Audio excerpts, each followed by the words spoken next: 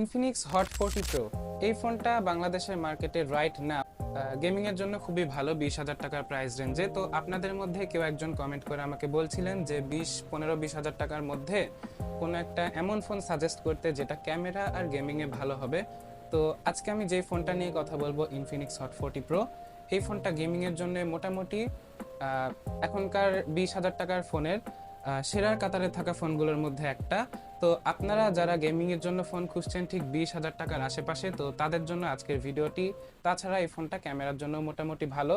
তো এই ফোনটাতে কি কি স্পেক্স থাকছে, কোন জিনিসটা আমার পছন্দ হয়েছে, কোন জিনিসটা পছন্দ হয়নি, বা এই ফোনটা কাদের জন্য, সকল বিষয় নিয়ে আজকের ভিডিওটিতে আমি আপনাদের সাথে থাকবো এমডি সাফাত। তো চলুন শুরু করা যাক ভিডিও।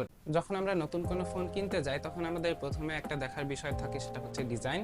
কারণ ফোনে যদি ভালো স্পেক্স থাকে আর ডিজাইন যদি ভালো না হয় তাহলে সেটা কারোই পছন্দ হবে না। কারণ ডিজাইনটাই সারাদিন আমরা দেখব, সারাদিন ফোনটা আমাদের সাথে থাকবে, তো ডিজাইনটা ম্যাটার করে। তো এই ফোনের ডিজাইনটা কেমন, ইনফিনিক্স হট 40 প্রো ফোনটার ডিজাইন কেমন, সেটা নিয়ে আমরা এই পার্টে আলোচনা করব। তো প্রথমে আমরা ফোনটির ব্যাকে চলে যাই। ব্যাকে থাকছে বড়সড় একটা ক্যামেরা মডিউল, যেখানে থাকছে 3টা ক্যামেরা। আসলে এটা ডুয়াল ক্যামেরা সেটআপ, আরেকটা ক্যামেরা আলাদা কাজের জন্য দেওয়া হয়েছে, সেটা দিয়ে আপনারা কোনো ধরনের ছবি তুলতে পারবেন না, সেটা নিয়ে আমরা পরে আলোচনা করব। আরেকটা ফ্ল্যাশ লাইট থাকছে। তো ব্যাকে মোটামুটি এইটুকুই থাকছে। তো ব্যাকটা আমার কাছে পছন্দ হতো যদি ক্যামেরা মডিউলটা আর একটু ছোট দেওয়া হতো।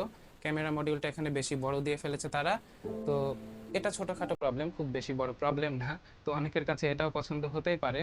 তো তাছাড়া ফোনটির নিচে বটমে থাকছে 3.5 মিলিমিটার হেডফোন জ্যাক, একটা মাইক্রোফোন, একটা টাইপ সি পোর্ট আর একটা স্পিকার গ্রিল। তো আপনারা বুঝতে পারছেন সব কিছু নিচেই দেওয়া হয়েছে, আর ফোনটির উপরে দেওয়া হয়েছে আরেকটা স্পিকার। অর্থাৎ এই ফোনটা স্টেরিও স্পিকার সাপোর্ট করছে।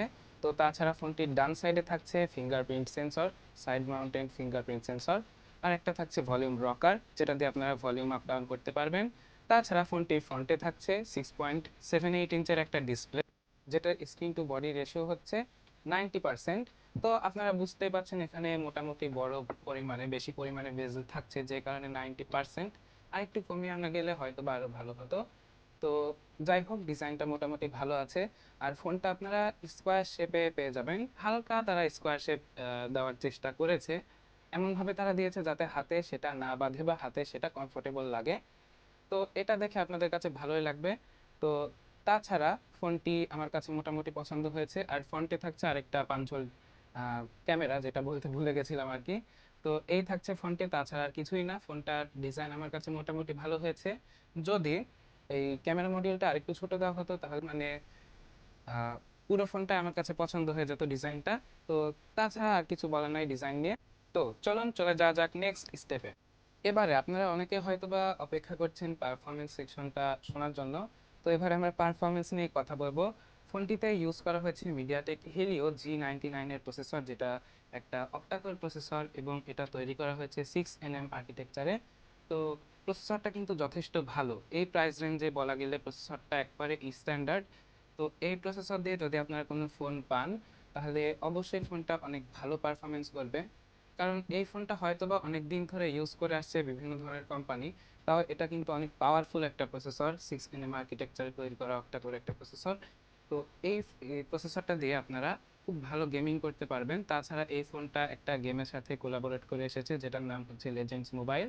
যারা যারা এই গেমটা খেলেছেন তারা জানেন এই গেমটা কেমন। তো গেমের দিকে আমরা না যাই। ফোনটাতে যেই প্রসেসর ইউজ করা হয়েছে সেটা হচ্ছে মিডিয়াটেকের। আর মিডিয়াটেকের এই প্রসেসরটা কিন্তু খুবই ভালো একটা প্রসেসর, যারা আপনারা অনেক দিন ধরে টেকনোলজির সাথে আছেন বা জানেন তারা অবশ্যই বুঝতে পারছেন। তো তাছাড়া এই ফোনটাতে র্যাম ইউজ করা হয়েছে 8 জিবি। তো 8 জিবি র্যামের সাথে আপনারা আরও 8 জিবি ভার্চুয়াল র্যাম ইউজ করতে পারবেন, যেটা কোনো কাজের না আসলে, সত্যি বলতে। তো আপনার এখানে 8 জিবি যে র্যামটা দেওয়া হয়েছে সেটা আমার মনে হয় যে এনাফ, গুড এনাফ। তো 8 জিবি র্যাম দিয়ে মোবাইলে তাছাড়া আর কি বা করবেন, একসাথে 7-8টা অ্যাপ্লিকেশন আপনারা চালাতে পারবেন। তাছাড়া এখানে ইন্টারনাল মেমোরি হিসেবে দেওয়া হয়েছে 128 জিবি আর 256 জিবি একটা ভেরিয়েন্ট, অর্থাৎ দুইটা ভেরিয়েন্টে ফোন আসছে।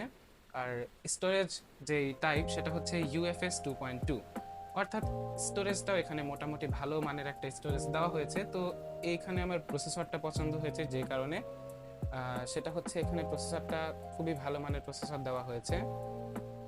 তাছাড়া এখানে অপারেটিং সিস্টেম হিসেবে থাকছে অ্যান্ড্রয়েড 13 আর XOS 13.5। এখানে অ্যান্ড্রয়েড 13 না দিয়ে যদি লেটেস্ট অ্যান্ড্রয়েড 14 দেওয়া হতো তাহলে কিন্তু আরও ভালো হতো। তো অ্যান্ড্রয়েড 14টাকে এখানে মিস করছি। তো অ্যান্ড্রয়েড 13টা কিন্তু খুব বেশি খারাপ না, অ্যান্ড্রয়েড 14টা পেলে ভালো হতো, কিন্তু এটা খুব বেশি বড় সমস্যা না, যেহেতু এখানে আমরা পারফরমেন্স ভালো পাচ্ছি মিডিয়াটেক হেলিও G99-এর কারণে। তো পারফরমেন্স কেমন হতে পারে আপনারা নিশ্চয়ই বুঝতেই পাচ্ছেন, যেহেতু আমার কাছে এই ফোনটা আসেনি তাই আমি বলতে পারছি না। তাছাড়া এটার ফিডব্যাক আমি বিভিন্ন জায়গায় দেখেছি, বিভিন্ন ফেসবুক পেজে দেখেছি, ইউটিউবে দেখেছি, বিভিন্ন ওয়েবসাইটে সার্চ করে দেখেছি। এর গেমিং রেজাল্ট নিয়ে যারা ক্রেতা আছে বা যারা ইউজার আছে তারা মোটামুটি সন্তুষ্ট, এবং তাদের ফিডব্যাক দেখেই বোঝা যাচ্ছে এই ফোনটা গেম খেলার জন্যই কিনা হয়। তো এখানে আমি পারফরমেন্সে সন্তুষ্ট আছি। চলুন চলে যাওয়া যাক নেক্সট স্টেপে। তো এবারে আমরা কথা বলতে পারি ফোনটার ক্যামেরা নিয়ে। ফোনটিতে মেইন ক্যামেরা হিসেবে ইউজ করা হয়েছে 108 মেগাপিক্সেলের একটি সেন্সর, যেটা দিয়ে আপনারা ছবি তুলতে পারবেন, ভিডিও রেকর্ড করতে পারবেন। তাছাড়া এখানে আরেকটা সেন্সর ইউজ করা হয়েছে 2 মেগাপিক্সেলের, যেটা কিনা ম্যাক্রো সেন্সর। তো আরেকটা সেন্সর থাকছে যেটা 0.08 মেগাপিক্সেলের, এটা দিয়ে আপনারা কোনো ছবি তুলতে পারবেন না। এটা হচ্ছে অক্সিলিয়ারি সেন্সর, ভালো করে বোঝার চেষ্টা করেন।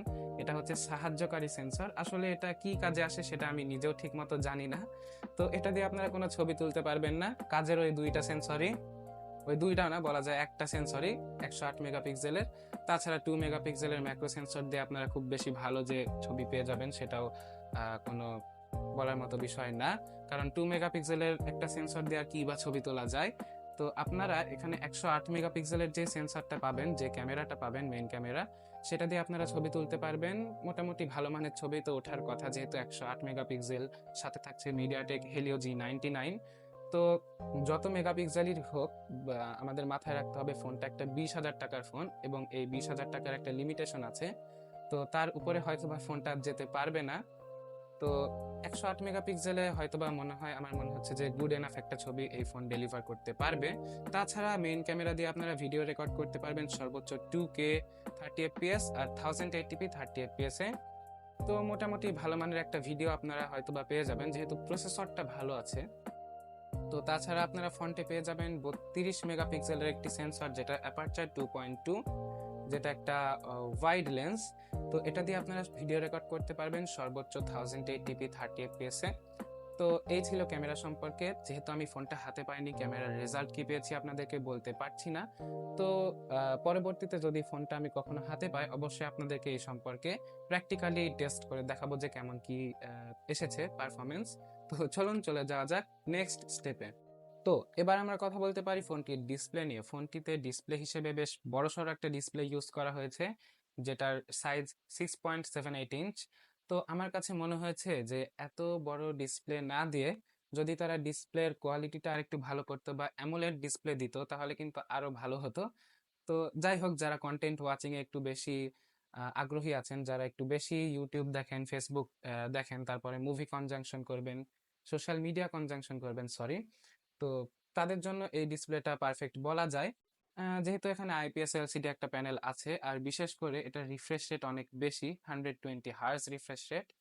তো এটা মোটামুটি ভালোভাবে ডেলিভার করতে পারার কথা, যেহেতু আইপিএস ডিসপ্লে আছে, তারপরে মিডিয়াটেক হিলিও G99 এর প্রসেসর আছে, তো ভালোভাবে ডেলিভার করতে পারার কথা। তো তাছাড়া এই ডিসপ্লেটির ব্রাইটনেস আপনারা পেয়ে যাবেন 500 nit peak brightness. 500 nit peak brightness পেয়ে যাবেন, যেটা কিনা সূর্যের আলোতে গেলে একটু স্ট্রাগল করতে হবে। তাছাড়া ঘরের ভিতরে থাকলে আপনারা হয়তোবা খুব ভালোভাবে দেখতে পাবেন। তাছাড়া এই ডিসপ্লেটির রেজুলেশন ফুল এইচডি প্লাস।